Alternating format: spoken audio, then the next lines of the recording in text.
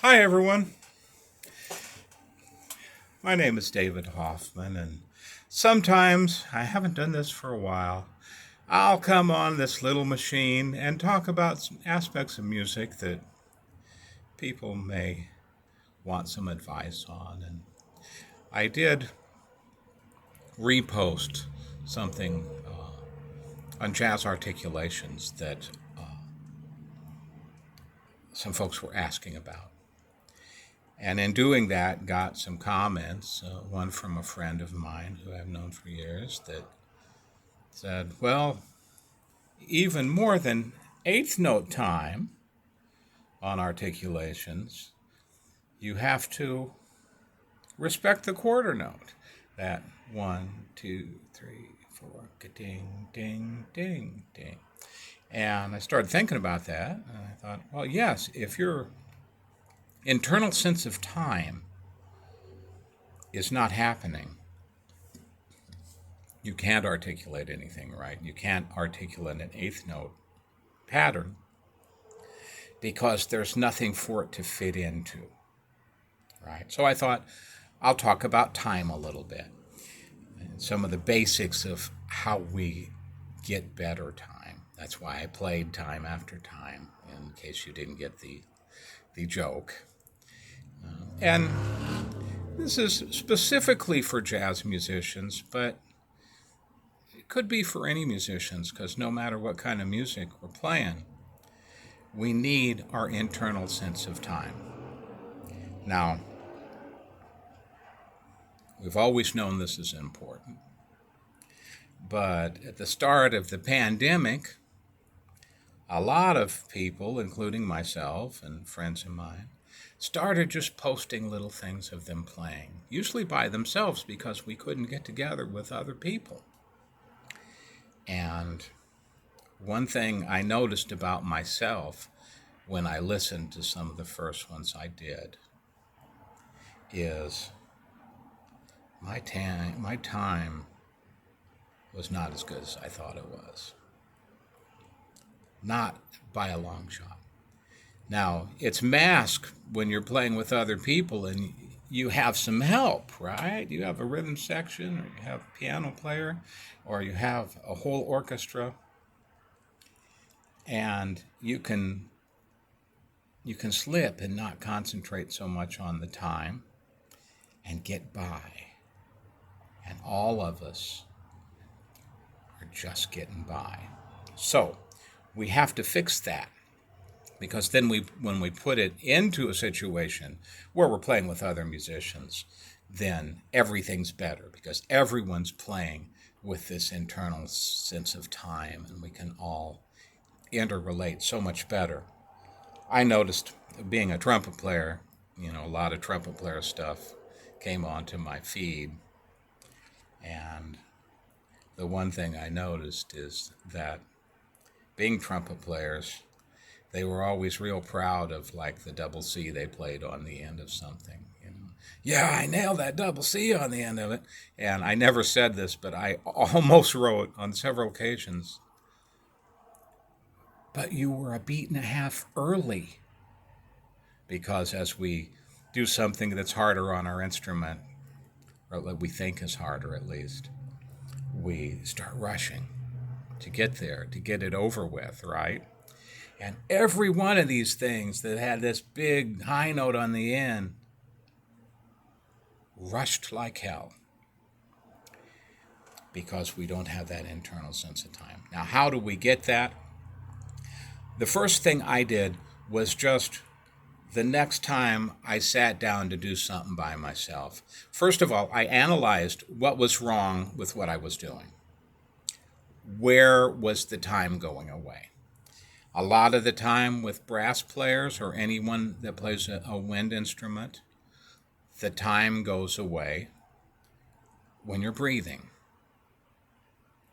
Time goes away on rests because we think rests are not as important as notes. And in reality, of course, rests are equally, if not more important than notes.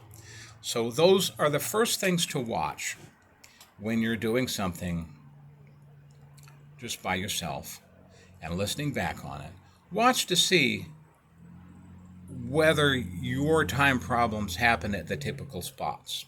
The typical spots are breathing, rests, when a line is more difficult than something else, or when you're doing something difficult on the instrument and you want to get it over with. And these are all mental things. These can be solved very quickly and very easily by being aware of them. And then the next time you play, you'll find it still happening, but you'll know. Now, the problem with it is that we don't know we're doing it until it's, way late. So that's the idea of having that internal pulse. Now, how do we get a good internal pulse? The accepted way to do that is play with a metronome or play with an app, iReal Pro or Band in the Box or something like that. Of course, that does get you better metronomic time sense. My dad was my first trumpet teacher, and he had a very strange, to me at the time, view of using a metronome. He said, don't use a metronome. All you're doing when you use a metronome is relying on the metronome. Get that time sense internalized. Now, I'm not that extreme. I think we have to have a reference first, and that metronome is a reference.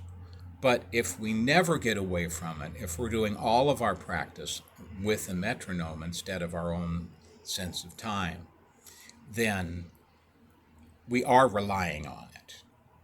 And of course, there's all these techniques, just set the metronome on 2 and 4, and then just set it on 4, and all of that. But that takes so much concentration that you forget to play music. It's not that it's a bad thing to do, but it's not the only answer. The answer is just sitting, playing by yourself, and starting to feel the time. And then feel the time in any music you're playing. Then the more you're internalizing that, the better off you're going to be when you start doing this stuff. Time doesn't have to be metronomic to be good. That's the other thing. You listen to, a lot of, for instance, the Blue Note recordings, jazz recordings, sometimes were done very quickly because there wasn't much budget. But all these guys played together all the time. So they'd get together, and maybe someone had written a batch of tunes. Maybe they were just picking standards they all knew. But when they sat down and played, it wasn't there was no such thing as a click track. No one would think to bring a metronome on a jazz gig. They just sat down and played. And sometimes the time wasn't metronomically perfect, but it was perfect. You know, if a tune sped up, it's because there needed to be something going on there. If a tune slowed down, it was to find the groove. There are several instances of Count Basie's band starting at a faster tempo than they ended. It's not that they're dragging time, it's that the groove changes. There's this tune, has several titles, Blues in Frankie's Flat, Blues in Haas Flat, that starts out quite a bit faster than it ends up. Basie Blues, a Basie tune written by Frank Foster. Starts out,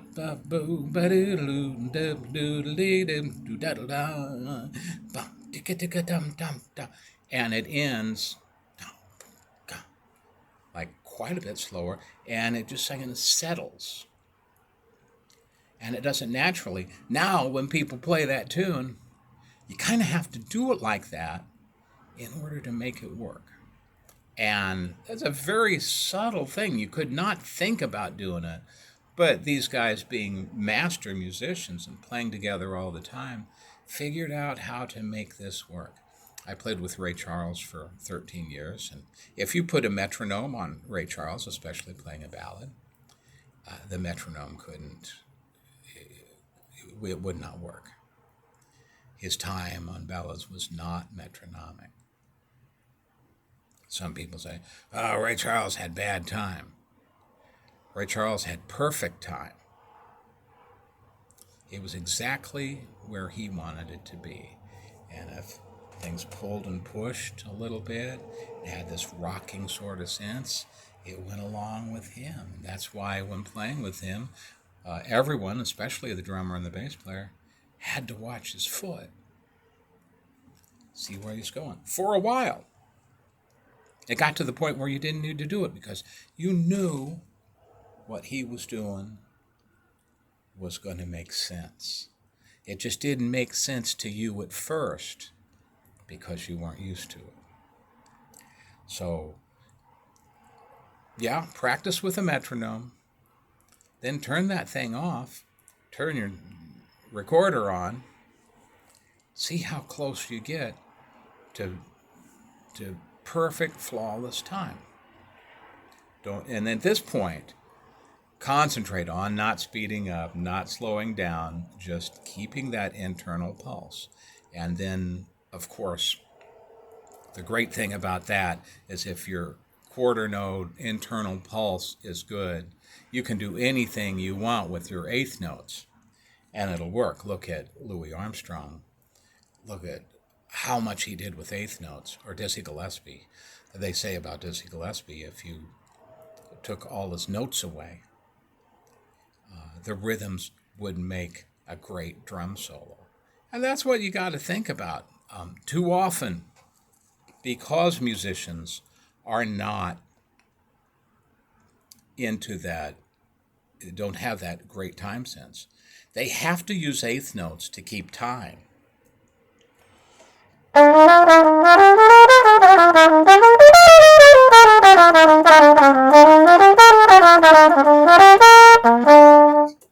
It's a good line, right? But it's boring. It's boring because harmonically it developed, but rhythmically there was no change. That would make a terrible drum solo. Who'd play a drum solo like that, right? So if your quarter note sense is there,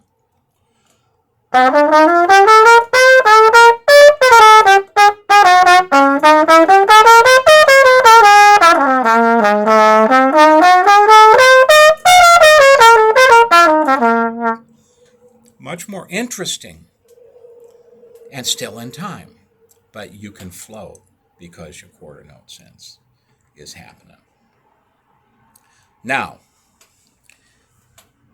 why do we often speed up and slow down? I've gone into a couple things. We slow down when we don't have the technique to efficiently do something. I've saw a great example of that yesterday. I happened to tune into a little clip of Leonard Bernstein rehearsing a symphony with a singer, and sometimes he liked tempos that were a little brisker than most. You know, he liked keeping things moving. The singer could not keep up, and she said, "Wow, that's really fast. I don't think I can do it this fast." Was the problem that she couldn't execute the words at that speed? No, because other people had, and that's what Bernstein says. He says, "This is the slowest I've ever done this." Right? He wasn't going to slow it any further down for her. She had to keep up. The problem was her own internal sense of time did not understand the tempo. It wasn't that she couldn't do it. She was in a position where she was playing in an orchestra with Bernstein. She could do it. And that is the problem that happens a lot, and it's epidemic in jazz. That when we start out playing jazz, we only play at a few different tempos. And so we get tempo comfort zones, and we tend to slip into those. And the first one, you know, like you go hear a middle school or a early high school jazz band, almost every swing thing they play is da ba do ba do ba do boo dee do ba do do. This medium slow swing groove, right? Now, because everything they play there is there, that's the only speed they can play at. And if someone calls the tune, "Hey, let's do something at ba doo doo ba," might start there, might not even start there, you know, because they're in their comfort zone. But it's bound to go back to boom, bam, ba doom, boom, ba doom. Same thing, a slow tempo. If you get 1, 2, 3, 4, by the end it's going to be that same comfort zone. So we have to expand our comfort zone. And by the time musicians get into high school, they have 3 comfort zones: slow, medium, and fast. That doesn't help us that much because music is at all tempos. So what I do, and it's easy to do with some of these apps, like I use iReal Pro a lot, and I'll set, you can set it where the tempo will increase every chorus, decrease every chorus. I'll set a tune for 30 choruses, which is the maximum number you can. Think about what the tempo I usually do the tune is. Say it's 145. Well, I'll set the tune to start at 120 and increase by 3 BPM every chorus, or 2 or 4, anything you want. I've done it a lot of ways. That way, you know, in 30 choruses, you've expanded your range through tempos of 3 beats per minute from 120 to 210, right?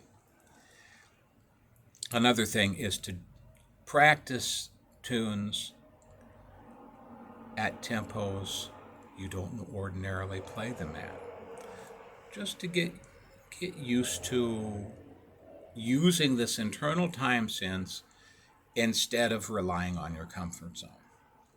And the best musicians don't have a comfort zone. They can go from the slowest to the fastest without any hitch, and of course that becomes wonderful. But we have to practice that, and they had to practice that too. Trust me on that. So these are just a few little hints on how to play better time. I hope it helps, and I hope it helps in what we all have to do is find our best ways. If your best way is set the metronome on 2 and 4, then set it on 4, then set it on 4 of every other bar, and you like that game, play games with yourself. That's cool. If you like practicing a lot with the metronome, then turning it off, and then practicing, that's what I do. usually. Whatever you want to do that helps. Make sure it's helping. Make sure that you're not practicing just to practice.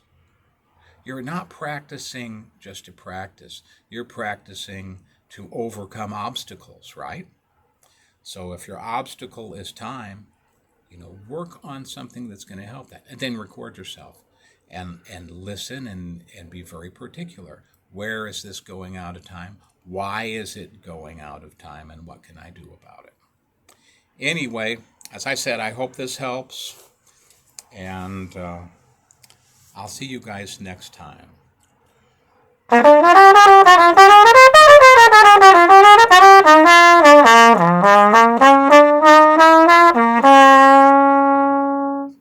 Bye for now.